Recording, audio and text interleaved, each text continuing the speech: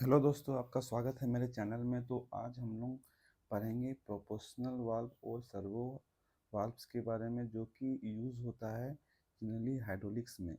तो बहुत जन का कंफ्यूजन होता है और कहीं बहुत जगह इंटरव्यू में पूछा भी जाता है कि प्रोपोर्शनल और सर्वो हाइड्रोलिक्स में क्या अंतर है। तो इस वीडियो में हम लोग अंतर जानेंगे क्या होता है। तो इस वीडियो में हम यहाँ समझ रहे हैं कि आपको प्रोपोर्शनल वाल्व और सर्वो वाल्व के बारे में पता है। अगर आपको पता नहीं है तो कमेंट में लिखिए, तो मैं आपको प्रोपोर्शनल और सर्वो हाइड्रोलिक्स के बारे में अलग अलग वीडियो बना के बता दूंगा। ठीक है। पहला डिफरेंस हम लोग देखेंगे कि वो दिखता किस तरह है।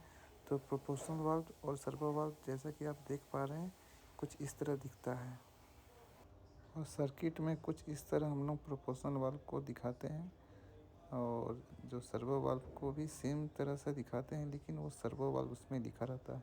ज़्यादा कुछ डिफरेंस नहीं है एक दोनों में। तो पहला डिफरेंस बिटवीन क्या है, based on open loop control system. तो जो प्रोपोर्शनल सिस्टम है वो ओपन लूप कंट्रोल सिस्टम है, मतलब इसमें कोई फीडबैक नहीं है, फीडबैक सिस्टम इसमें नहीं दिया जाता है। और सर्वो हाइड्रोलिक्स में क्या है, क्लोज लूप कंट्रोल सिस्टम, इसमें फीडबैक दिया जाता है।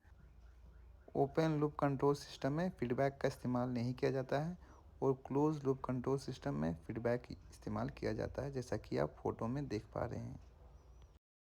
अगर इसके बारे में भी आपको जानना है, ओपन लूप कंट्रोल सिस्टम और क्लोज लूप कंट्रोल सिस्टम, तो मैं आपको नेक्स्ट वीडियो में बता दूंगा।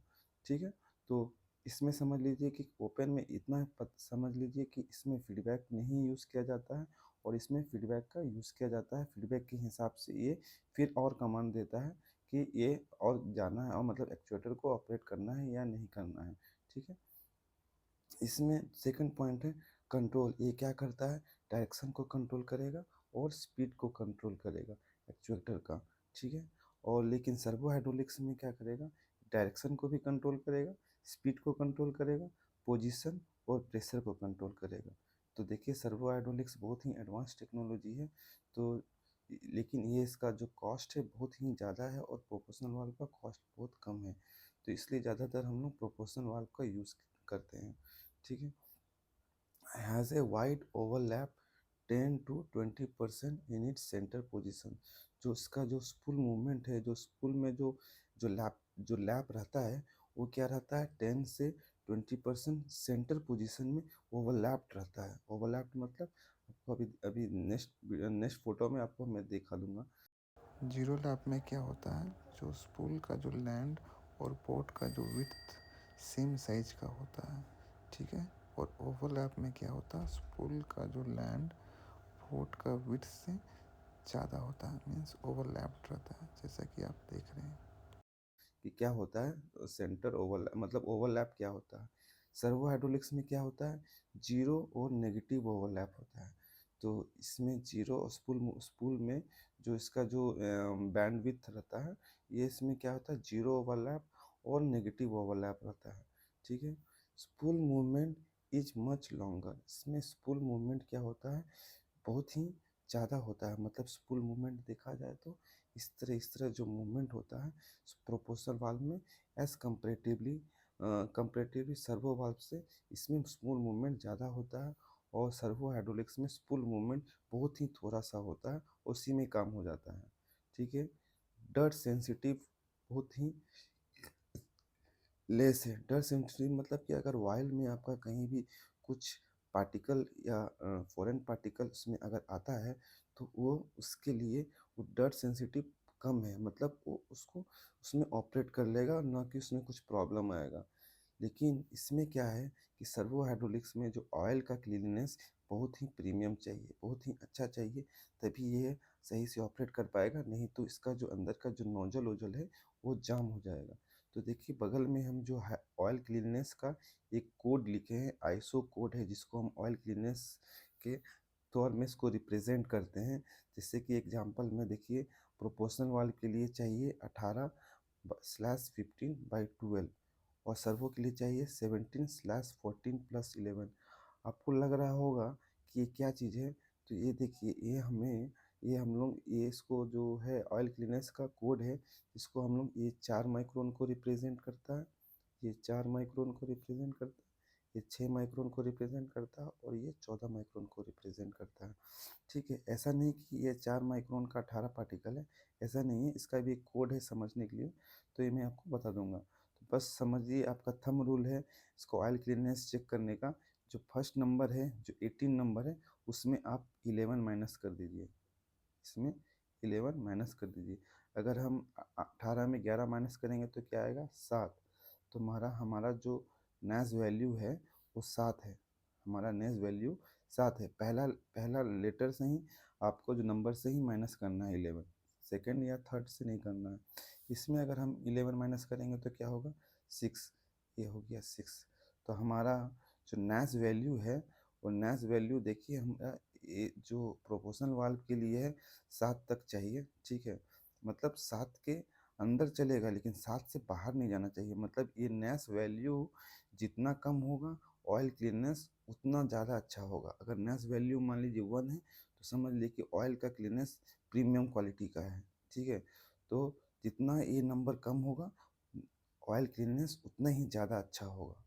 जनरली आप जो ऑयल बैरल मंगाते हैं अपने प्लांट में, तो उसका जो नैश वैल्यू होता है वो 10 के पार होता है। ऐसा मत समझिए कि वो जो ऑयल है तो आपका बहुत ही प्रीमियम क्वालिटी का, नहीं।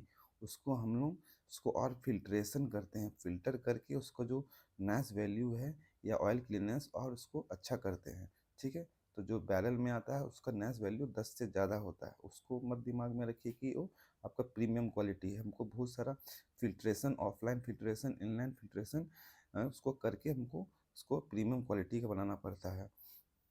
ठीक है, तो अगर ये डर्ट सेंसिटिव 6 से अगर ज़्यादा होगा, मतलब ऑयल का क्लीनेस थोड़ा ख़राब होगा। मान लीजिए ये 8, अगर हम नैश वैल्यू हम 8 का अगर ऑयल यूज़ करते हैं, तो जो इसमें जो जो इसमें बहुत जो प्रिसाइज के जो नोजल लगे रहते हैं, फ्लैपर लगे रहते हैं, वो जेट लगे रहते हैं, वो सब का जो नोजल हो जाएगा जाम। जाम हो जाने से क्या होगा, सर्वो हाइड्रोलिक्स हो जाएगा फेल। फेल हो जाने से क्या होता है, इसका कोई मेंटेनेंस ओवरहोलिंग नहीं होता, इसको सीधा आपको नया ही खरीदना पड़ेगा। कोई भी कंपनी आपको ओवरहोलिंग करके नहीं देगी। अगर आप करते भी हैं, अगर बना भी लेते हैं, तो ये कोई गारंटी नहीं है कब तक चलेगा। ठीक है, तो इसमें जो मैंडेटरी चीज़ है, इसमें ऑयल क्लीननेस बहुत ही मैंडेटरी पॉइंट है, मतलब बहुत ही मेन पॉइंट है। तो ऑयल क्लीननेस हमेशा आप 6 से कम रखिए, 6 से कम रखना है, 6 से कम रखना है। ठीक है, हमेशा 6 से कम रखना है, ये 7 तक चलेगा। ठीक है, मतलब ये ज़्यादा डस्ट सेंसिटिव है, क्योंकि ज़्यादा प्रिसाइज में आप काम कर रहे हैं। तो ज़्यादा प्रिसाइज में काम करें तो उसके जो नोजल रहते हैं बहुत ही माइनर रहते हैं, मतलब माइक्रोन में रहते हैं, तो वो उसी हिसाब से काम करते हैं। थोड़ा सा भी डस्ट पार्टिकल आने से उसका जो नोजल हो जाता है जाम। तो इसमें जो है नेक्स्ट पॉइंट देखते हैं, रिक्वायर इनपुट सिग्नल 10 मिलीएम्स टू 1000 मिलीएम्स। इसका जो प्रोपोर्शनल वाल में जो इसका इनपुट सिग्नल चाहिए आपको, 100 मिलीएम्स से 1000 मिलीएम्स चाहिए। ठीक है, 100 मिलीएम्स से 1000 मिलीएम्स चाहिए। लेकिन सर्वो हाइड्रोलिक्स के टर्म्स में देखा जाए तो उसको 4 मिलीएम्स से 20 मिलीएम्स ही चाहिए, 4 मिलीएम्स से 20 मिलीएम्स चाहिए। ये चीपर है, जैसा कि मैंने आपको बताया था कि ये चीपर है, ये सस्ता है और ये कॉस्टलियर है, ये कॉस्टलियर है। ठीक है, यूजेस प्रोपोर्शनल सोलेनाइड, इसको ऑपरेट करने के लिए हमको सोलेनाइड का ज़रूरत पड़ता है, जो कि उसको प्रोपोर्शनल सोलेनाइड भी बोलते हैं। सोलेनाइड तो आपको दोस्तों पता ही होगा कि अगर पावर एक कॉइल है जिसमें हम लोग पावर देते हैं, और पावर देने से क्या होता है, वो मैग्नेटाइज हो जाता है, और मैग्नेटाइज होने से क्या होता है, जो उसका स्पूल जो रहता है उसको उसको क्या करता है, खींचता है, उसको घिसता है तो स्पूल का मूवमेंट उसी के हिसाब से होता है। देखा जाए तो स्पूल मूवमेंट को रिपेल करता है, लेकिन तो ये रिपेल ही करता है।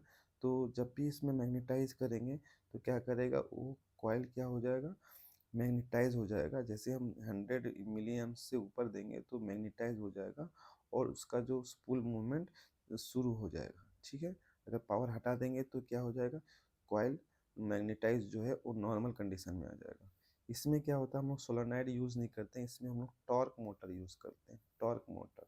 ठीक है, ऑपरेटिंग फ्रीक्वेंसी जो है बहुत ही कम है, ऑपरेटिंग फ्रीक्वेंसी जो है कि कम है, इसका ऑपरेटिंग फ्रीक्वेंसी ज़्यादा है।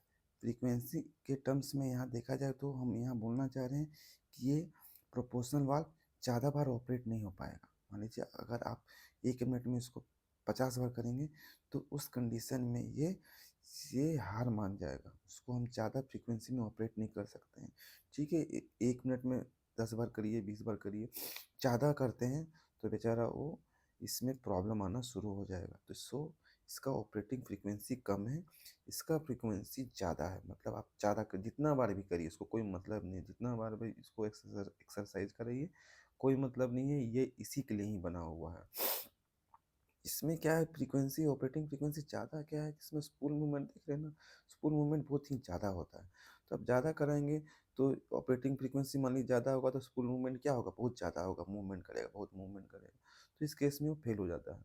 ठीक है, इसमें क्या है, स्पूल मूवमेंट थोड़ा सा मतलब थोड़ा सा ही करने से इसका काम हो जा रहा है, तो इसलिए इसका फ्रीक्वेंसी बहुत ज़्यादा है। Spool moves with the more clearance, जो इसका जो स्पूल का क्लियरेंस होता है, जो अंदर में जो मूवमेंट करता है उसका जो क्लियरेंस होता है ज़्यादा होता है। ठीक है, लेकिन इसमें जो होता है उसका जो क्लियरेंस होता है बहुत ही कम होता है। बहुत ही कम क्लियरेंस में इसका जो स्पूल मूवमेंट इसका घूमता है, इसका मूव करता है। तो जनरली इसमें क्या होता है ना, बूस्ट दिया रहता है, मतलब इसका स्मूथ ऑपरेशन के लिए अंदर में बूस्ट रहता है, जिसमें से आपका जो स्पूल मूवमेंट बहुत ही स्मूथ होता है, बहुत ही अच्छा होता है, बहुत ही प्रिसाइज होता है। जितना देंगे उतना ही मूवमेंट करेगा। तो इसका spool movement generally servo system का जो आप ब्लॉक में देखेंगे, सर्वो हाइड्रोलिक्स में, उसमें क्या होता है, उसका ही सिस्टम में फिल्टर भी दिया जाता है। फिल्टर फिल्टर ही दिया था, अंदर इनबिल्ट फिल्टर रहता है, जो कि मतलब आप हाइड्रोलिक सिस्टम में फिल्टर लगा हुआ है प्रेशर लाइन में या रिटर्न लाइन में, तब भी जाके जब इसका ब्लॉक में जाएगा वहाँ भी फिल्टर लगा रहता है। ये बहुत ही अच्छा चीज़ दिया हुआ है, क्योंकि इसको तो आपको पता है डर्ट सेंसिटिव है। मान लीजिए किसी कारण पिस्टन का सील डैमेज हो गया या होस डैमेज हो गया या आप कुछ मेंटेनेंस एक्टिविटी कर रहे हैं, बाहर से कोई डस्ट आके चला गया, तो आपको पता नहीं है और सीधा क्या होगा, सर्वो हाइड्रोलिक्स में सर्वो सिस्टम में घुस जाएगा और इसको डैमेज कर देगा। आपको बहुत बड़ा ये लग जाएगा, गच्चा लग जाएगा, अच्छा अमाउंट का पैसा लग जाएगा आपको। तो इसलिए उसको बचाने के लिए उसके ही सिस्टम में, उसके ही मैनिफोल्ड में फ़िल्टर अरेंजमेंट दिया हुआ है, जो कि फ़िल्टर करके ही उसको ऑयल को आगे भेजेगा। बहुत ही अच्छा चीज़ है। ये डस्ट सेंसिटिव है इसलिए दिया गया है। प्रोपोर्शन में ऐसा कोई फ़िल्टर आपको वहाँ पे नहीं मिलता है, लेकिन यहाँ पे वो मिलता है। और अगर इसको टाइम टू टाइम इसको क्लीन भी करना होता है, तो क्या फ्रीक्वेंसी है, आप कितना ऑयल का जो नैस है कितना मेंटेन करते हैं वो भी डिपेंड करता है। अगर ऑयल का नैस आप लेस देन 6 कर रहे हैं, 3 कर रहे हैं या 5 कर रहे हैं, तो आपको फ़िल्टर देखने का ज़रूरत नहीं है। अगर ज़्यादा मेंटेन कर रहे हैं, मान लीजिए आप बॉर्डर पे प्ले कर रहे हैं, 6 या 7 कर रहे हैं, कभी 8 हो जा रहा है, ठीक है, तब उसको आपको जल्दी रेगुलर वे में उसको देखना पड़ेगा। तो आपको कैसा लगा? अगर आपको इसी चीज़ में कुछ भी टर्म्स जो समझ नहीं आ रहा है, तो आप मेरे को कमेंट सेक्शन में जाके कमेंट करिए, मैं आपको नेक्स्ट वीडियो में आपको बताऊँगा। Thank you friend.